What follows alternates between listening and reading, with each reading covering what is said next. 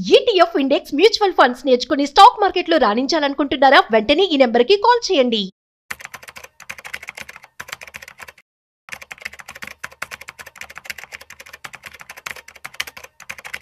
Rama last వీడియోలో retirement వాళ్ళు ఎలా డబ్బుల్ని కాపాడుకోవాలి, వేటిల్లో ఇన్వెస్ట్ చేయాలి, వాళ్ళు ఎలా జాగ్రత్తగా ఉండాలని చాలా చక్కగా చెప్పారు. అయితే ఓకే, ఇప్పుడు మిడిల్ క్లాస్, లో మిడిల్ క్లాస్ వాళ్ళ గురించి మనం మాట్లాడుకుంటే ఈ రిటైర్మెంట్ మనీ అనేది వీళ్ళకి ఆప్షన్స్ చాలా తక్కువగా ఉంటాయి. ఏదో చిన్న చిన్న బిజినెస్ చేసుకునే వాళ్ళు వీళ్ళైనా సరే. సో వీళ్ళు కూడా నువ్వు లాస్ట్ టైం లాగా చెప్పినట్టే వీళ్ళు ఏమన్నా మనీ సేవ్ చేసుకోనికి కొంచెం అంత అమౌంట్ కాకపోయినా కొంచెం అమౌంట్ ఏమన్నా ఇన్వెస్ట్ చేస్తే రిటర్న్స్ ఎక్కువ వచ్చే స్కీమ్స్ ఏమన్నా ఉంటాయి? నువ్వు అన్నట్లు ఇది చాలా ఇంపార్టెంట్. ఎందుకంటే ఇప్పుడు ఎంప్లాయీస్ కానీ, గవర్నమెంట్ ఎంప్లాయీస్ కానీ ఇంత అమౌంట్ కనబడుతుంది, ఇంత అమౌంట్ వస్తుంది. బట్ అలా కాకుండా చాలా మంది ఉన్నారు ఇప్పట్లోని. చాలా మంది ఫ్రీలాన్సింగ్ చేసేవాళ్ళు, జొమాటో, స్విగ్గీలో వర్క్ చేసేవాళ్ళు, చిన్న చిన్న వ్యాపారాలు చేసుకునే వాళ్ళు చాలా మంది ఉన్నారు, డెలివరీ బాయ్స్ అని ప్రతి ఒక్కరు ఉన్నారు. సో వీళ్ళు కూడా రిటైర్మెంట్ కి ప్లాన్ చేసుకోవచ్చు. అంటే ఎక్కువ హ్యూజ్ అమౌంట్స్ అని నేను చెప్పను, బట్ అలాగే నువ్వు అన్నట్టు గవర్నమెంట్ స్కీమ్సే కొన్ని ఉన్నాయి, వాటిలో ఇన్వెస్ట్ చేసుకున్నా కూడా ఎంతో కొంత వీళ్ళకి బెనిఫిట్ ఉంటుంది. బట్ నా ఫస్ట్ ప్రిఫరెన్స్ నేను ఎప్పుడు చెప్పేది మ్యూచువల్ ఫండ్సే. ఎంత తక్కువ అయినా కూడా, మీ ఏజ్ ఎంత చిన్నదైనా కూడా ఒక 500తో అయినా ఎస్ఐపి కనుక స్టార్ట్ చేసుకోగలిగితే మీరు ఆ రిటైర్మెంట్ టైంకి ఎక్కువ అమౌంట్ మీరు జనరేట్ చేసుకోగలుగుతారు. మీ ఫ్యామిలీకి సరిపడేంత, at least me husband and wife get on అయ్యేంత అమౌంట్ అయితే జనరేట్ చేసుకోగలుగుతారు. కానీ అంత అమౌంట్ అంటే ఇప్పటికీ మ్యూచువల్ ఫండ్స్ మీద ఇప్పుడు అవగాహన వాళ్ళకి చాలా తక్కువ ఉంటుంది. బేసికల్లీ మనం ఎంత చెప్పినా కూడా రిస్క్ అంటే ఉన్నదే 500. నేను 500 దాచుకున్నప్పుడు అంత రిస్క్ పెట్టాలి అన్న భయం చాలా మందిలో ఉంటది. అందుకని మ్యూచువల్ ఫండ్ లో రావాలన్నా కూడా భయపడతారు. అమ్మో ఇప్పుడు ఏమైనా మార్కెట్ అయితే నాకు నేను దాచుకున్న ₹1 కూడా పోకూడదని. సో అలాంటి వాళ్ళకి కొన్ని గవర్నమెంట్ స్కీమ్స్ ఉన్నాయి. ఎక్కువ మనకి బెనిఫిట్స్ వస్తాయని నేను చెప్పను కానీ, బట్ ఎంతో కొంత బెనిఫిట్స్ అయితే వాటి వల్ల వాళ్ళకి వస్తాయి కాబట్టి వాటి గురించి తెలుసుకోవాలి కాబట్టి నేను చెప్తాను. అందులో ఫస్ట్ మనకు వచ్చేటప్పటికి స్మాల్ వ్యాపారం చేసే వాళ్ళకి, అంటే చిన్న చిన్న బిజినెస్లు, అంటే కిరాణా షాప్ అని, బజ్జీ షాప్ అని, చిన్న చిన్న వ్యాపారాలు చేసుకునే వాళ్ళకి PMLVMY వ్యాపారి మన్ధన్ అని చెప్పేసి ప్రధానమంత్రి ఇది ఒక స్కీమ్ ఉంది. ఇందులో ఏంటంటే మనం ప్రతి నెల ₹55 నుంచి ₹200 వరకు ఎంతైనా, అంటే ఇంత తక్కువ అమౌంట్ సేవ్ చేసుకుంటే మనకి 60 సంవత్సరాల తర్వాత పెన్షన్ ఇస్తారనమాట. సో ఆ పెన్షన్ మనకి 3000 మినిమం గ్యారంటీ ఇస్తారు. దాని మీద కూడా మనం పెట్టుకునే అమౌంట్ బట్టి పెన్షన్ అమౌంట్ వస్తుంది. సో ఇది మనం అంటే ఏ ఏజ్ నుంచి అయినా స్టార్ట్ చేసుకోవచ్చు. దీనికి లిమిట్స్ లేవు, ఎలాంటి కండిషన్స్ అప్లై కూడా కాదు. జస్ట్ మనం మీ సేవ నుంచి కానీ లేకపోతే ఆన్లైన్లో కానీ దీనికి అప్లై చేసుకోవచ్చు. అప్లై చేసుకుంటే మనకి మినిమం 3000 అయినా పెన్షన్ అయితే నెలకి వస్తుంది. సో మనం కట్టాల్సిన అమౌంట్ కూడా పెద్ద అమౌంట్ కాదు, ₹55 నుంచి స్టార్ట్ చేసుకోవచ్చు ₹200 వరకు. సో ఇది స్పెసిఫిక్ గా వ్యాపారాలు, చిన్న చిన్న వ్యాపారాలు చేసుకునే వాళ్ళకి, అంటే బజ్జీ షాప్లని ఇట్లా చిన్న చిన్న వ్యాపారాలు చేసే వాళ్ళకి ఇది PMది ఇది ఒకటి ఉంది. అండ్ సెకండ్ వచ్చేటప్పటికి PMKMY అని, అంటే కిసాన్ మన్ధన్, ప్రధాన మంత్రి కిసాన్ మన్ధన్ యోజన అనేసి. ఇది ఏంటంటే ఫార్మర్స్ కి, ఎవరైతే చిన్న చిన్న ఫార్మర్స్ ఉంటారో వాళ్ళకి గ్యారంటీడ్ గా రిటర్న్ రావడానికి ఇది.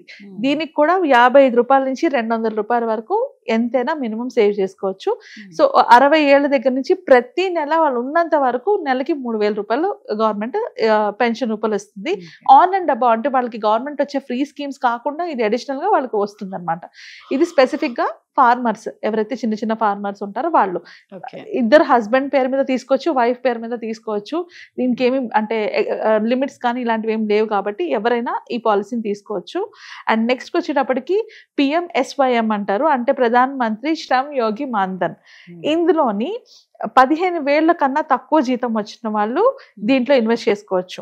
అంటే కేటగిరీ వైజ్ చూసుకుంటే వ్యాపారం ఫస్ట్ చెప్పాను, వాళ్ళకు ఒక పాలసీ ఉంది, అలాగే ఫార్మర్స్ కి ఒక పాలసీ ఉంది. ఇప్పుడు 15,000 నెలకి అంతకన్నా తక్కువ వచ్చే వాళ్ళకు కూడా ఈ పాలసీ అనమాట.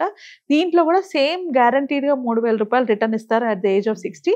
మినిమం అమౌంట్ 55 నుంచి ₹200 వరకు ఇన్వెస్ట్ చేసుకోవచ్చు దీంట్లో కూడా. అండ్ తర్వాతకి వచ్చేటప్పటికి మన అందరికీ తెలిసిందే PPF, పబ్లిక్ ప్రావిడెంట్ ఫండ్ కొంచెం నాకు అమౌంట్ ఎక్కువే వస్తుంది, నేను నెలకి ఒక 50,000 60,000 తెచ్చుకుంటున్నాను అనుకున్న ప్రతి ఒక్కరు కూడా పీపీఎఫ్ తీసుకోవచ్చు. అంటే మీకు కంపెనీ తరఫు నుంచి ఎలాంటి పెన్షన్ లేనప్పుడు, రిటైర్మెంట్ ప్లానింగ్ ఏది లేనప్పుడు PPF is the best option మీలాంటి వాళ్ళకి. సో అది ఏ పోస్ట్ ఆఫీస్ లో అయినా తీసుకోవచ్చు. మనం పీపీఎఫ్ లో మనకి రిటర్న్స్ మనకి 7.4% ఉంటుంది. మనం ఎంతైనా ఇన్వెస్ట్ చేసుకోవచ్చు. దాంట్లో మనకేమి ఇంతే పెట్టుకోవాలి, గ్యారంటీ ఇంత వస్తుందని ఏమీ ఉండదు, ఎంతైనా పెట్టుకోవచ్చు. 15 years లాక్-ఇన్ పీరియడ్ ఉంటుంది పీపీఎఫ్ కి. తర్వాత అందరికీ తెలిసిందే ఈపీఎఫ్, అది ప్రతి కంపెనీలోని కొంచెం పెద్ద రిజిస్టర్డ్ కంపెనీలో ఎక్కడ ఉన్నా కూడా మనకి ఈపీఎఫ్ వస్తుంది. ఈపీఎఫ్ లోని మనకి అంటే మనము కంపెనీ ఇచ్చింది కాకుండా, మనం పెట్టుకుంది కాకుండా ఎక్స్ట్రాగా కూడా ఇన్వెస్ట్ చేసుకోవాలంటే చేసుకోవచ్చు. బట్ ఈపీఎఫ్ అన్నది కేవలం మీ రిటైర్మెంట్ కోసం అనే మైండ్ లో పెట్టుకోండి. అంటే ఇప్పుడు ఇవి ఏ స్కీమ్స్ లో కట్టినా కూడా ఇది నా రిటైర్మెంట్ కోసం నేను టచ్ చేయను అనుకున్నప్పుడే మీ రిటైర్మెంట్ ప్లానింగ్ అవుతుంది. ఎగ్జాంపుల్ చెప్పాలి అంటే మనకి పిల్లల ఎడ్యుకేషన్ కావాలంటే దానికి, అంటే చిల్డ్రన్ ఎడ్యుకేషన్ కోసం మనకి లోన్ వస్తుంది, ఇల్లు కొనుక్కోవాలంటే లోన్ వస్తుంది, కార్ కొనుక్కోవాలంటే లోన్ వస్తుంది, మనకు లైఫ్ లో కావాలనుకున్న ప్రతి గోల్ కి లోన్ వస్తుంది. ఒక్క రిటైర్మెంట్ కి తప్పితే, రిటైర్మెంట్ కి నాకు డబ్బులు కావాలంటే ఎవ్వరు లోన్ ఇవ్వరు. సో దానికోసం ప్లానింగ్ అనేది చాలా చాలా ఇంపార్టెంట్. సో అందుకనే ఇలాంటి చిన్న స్కీమ్స్, అంటే మీకు ఎంత వీలైతే అంత మాత్రం ఇన్వెస్ట్ చేసుకోండి, ఎక్కువ ఇన్వెస్ట్ చేయమని నేను చెప్పను.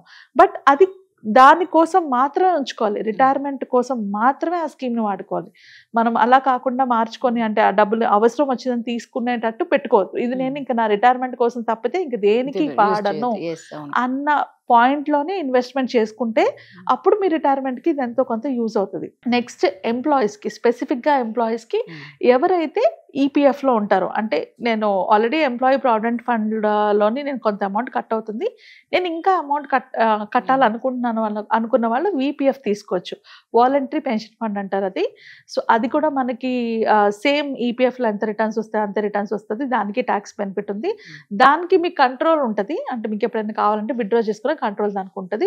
అది మీరు వాలంటీర్ కింద మీకు ఓన్ గా మీరు ఎక్స్ట్రా ఇచ్చుకుంటున్నది. ఆ నెక్స్ట్ మనకి గవర్నమెంట్ ప్రతి ఒక్కరికి అవైల్ చేస్తున్న నెక్స్ట్ ఆప్షన్, కొంచెం ఎక్కువ అమౌంట్ నేను దాయగలను అండ్ కొంచెం రిస్క్ కూడా నేను తీసుకోగలను అనుకున్న వాళ్ళు ఎన్పిఎస్ లో పెట్టుకోవచ్చు. ఎన్పిఎస్ గురించి నేను చాలాసార్లు డిస్కస్ చేసి ఉంటాను కదా, నేను చాలా వీడియోస్ లో చెప్పాను ఎన్పిఎస్ గురించి. సో నేషనల్ పెన్షన్ సిస్టమ్, దీంట్లోని 18 ఏళ్ళ నుంచి 70 ఏళ్ళ వరకు ఎవరైనా, అంటే అబౌవ్ 60 వాళ్ళు కూడా ఎన్పిఎస్ లో ఇన్వెస్ట్ చేసుకోవచ్చు, వాళ్ళకు కూడా ఆప్షన్ ఉంది. అండ్ ఇది మార్కెట్ లింక్డ్, బేసికలీ ఇది మార్కెట్ లోని స్టాక్స్ లో పెడతారు కాబట్టి ఎన్పిఎఫ్ షుడ్ బి యువర్, అంటే మీరు రిస్క్ తీసుకోలేను అనుకున్న వాళ్ళకి ఇది లాస్ట్ ఆప్షన్. ఓకే, నేను రిస్క్ తీసుకోగలను పర్వాలేదు అనుకున్న వాళ్ళకి ఇది ఫస్ట్ ఆప్షన్. ఫస్ట్ ఇందులో పెట్టుకొని తర్వాత ఇంక వేరే దాంట్లో పెట్టుకోవాలి. ఎందుకంటే ఇక్కడ మంచి రిటర్న్స్ వస్తాయి. మనం అంత లాంగ్ టర్మ్ ఉండేటప్పుడు మనం రిస్క్ తీసుకున్నా కూడా మనకి రిటర్న్స్ ఎక్కువ వస్తాయి అనమాట. మనం రిస్క్ ఎప్పుడు కూడా మనం ఎంత లాంగ్ డ్యూరేషన్ ఉన్నాం అన్న దాన్ని బట్టి తీసుకోవాలి. తక్కువ డ్యూరేషన్ లో తక్కువ రిస్క్ తీసుకోవాలి, మీడియం డ్యూరేషన్ కి మీడియం రిస్క్ తీసుకోవాలి, లాంగ్ ఉండేటప్పుడు ఎక్కువ రిస్క్ తీసుకోవాలి. సో అలాంటి ఎవరైనా నేను రిస్క్ తీసుకోగలను అనుకున్న వాళ్ళు ఎన్పిఎస్ తీసుకోవచ్చు. ఎంప్లాయీస్ ఎన్పిఎస్ లో ఇన్వెస్ట్ చేసుకోవాలంటే వాళ్ళకి న్యూ ట్యాక్స్ రెజిమ్ పరంగా కూడా ఒక బెనిఫిట్ ఉంటుంది. కార్పొరేట్ ఎన్పిఎస్ తీసుకుంటే, అంటే మీ కంపెనీలో గనక కార్పొరేట్ ఎన్పిఎస్ ఆప్షన్ ఉంటే దాన్ని అవైల్ చేసుకుంటే మీకు 10% ఆఫ్ యూర్ బేసిక్ శాలరీ వరకు మీరు ఎన్పిఎస్లో ఇన్వెస్ట్ చేసుకోవచ్చు. అంతవరకు మీకు ట్యాక్స్ ఫ్రీ కూడా, అంటే ఏటీసీలో మనకి 1.5 lakhs వరకే ట్యాక్స్ బెనిఫిట్ ఉంటుంది. దానికన్నా ఎక్కువ ట్యాక్స్ బెనిఫిట్ కావాలంటే కార్పొరేట్ ఎన్పిఎస్లో తీసుకుంటే మనకి ఎక్స్ట్రా ట్యాక్స్ బెనిఫిట్ కూడా వస్తుంది. సో ఎంప్లాయీస్కి ఎవరైతే కార్పొరేట్ ఎన్పిఎస్ ఆప్షన్ ఉందో వాళ్ళు కార్పొరేట్ ఎన్పిఎస్ ఆప్షన్ని చూస్ చేసుకోండి. సో దట్ మీకు ఒక పక్క ట్యాక్స్ బెనిఫిట్ ఉంటుంది, ఇంకో పక్క మీ రిటైర్మెంట్ కూడా ప్లానింగ్ అవుతుంది. ఆ ఆప్షన్ లేని వాళ్ళు నార్మల్ ఎవరైనా ఇన్వెస్ట్మెంట్ చేసుకోవాలి ఎన్పిఎస్లో అనుకుంటే ఎన్పిఎస్లో డైరెక్ట్గా వెబ్సైట్లోకి వెళ్ళి ఇన్వెస్ట్ చేసుకోవచ్చు. మాక్సిమం 50,000 వరకు ట్యాక్స్ బెనిఫిట్ ఉంటుంది. అది కాకుండా కూడా మీకు రిటర్న్స్ అయితే జనరేట్ అవుతాయి. ఇది మాత్రం మార్కెట్ రిలేటెడ్ రిస్క్ ఉంటుంది కాబట్టి కొంచెం స్కీమ్స్ అవి డాక్యుమెంట్స్ చూసుకొని ఇన్వెస్ట్ చేసుకోవాలి. రైట్, ఇవండి నిజంగా బెస్ట్గా ఉన్నాయి స్కీమ్స్ మాత్రం. అంటే ఎవరైనా రిటైర్మెంట్ అయిన వాళ్ళు, అంటే ఒకసారి గవర్నమెంట్ జాబ్ ఉన్న వాళ్ళకే మంచి రిటైర్మెంట్ డబ్బులు బాగా వస్తాయని అనుకుంటారు. సో ఇప్పుడు రమ చెప్పింది ప్రతి ఒక్కరికి, జెప్టో కానీ ర్యాపిడో కానీ ఎవరైనా చేసుకోవచ్చు కదా రమ? ఎవరైనా, ఎనీబడి, ఎవరైనా ఈ స్కీమ్స్ లో అంటే నేను ఇన్కమ్ మొదలు, అంటే స్టార్టింగ్ ఇన్కమ్ స్టేజ్ నుంచి హైయెస్ట్ ఇన్కమ్ స్టేజ్ వరకు ప్రతి ఒక్కరికి ఉన్న పాలసీస్ నేను డిస్కస్ చేశాను. సో రమకు ఇంకా మీకు ఏమన్నా ఒక మంచి అడ్వైజర్ కావాలి అంటే మాత్రం ఖచ్చితంగా రమను కాంటాక్ట్ అవ్వండి. చక్కగా మీకున్న డౌట్స్ ని క్లియర్ చేసేస్తారు. Thank you Rama. Thank you.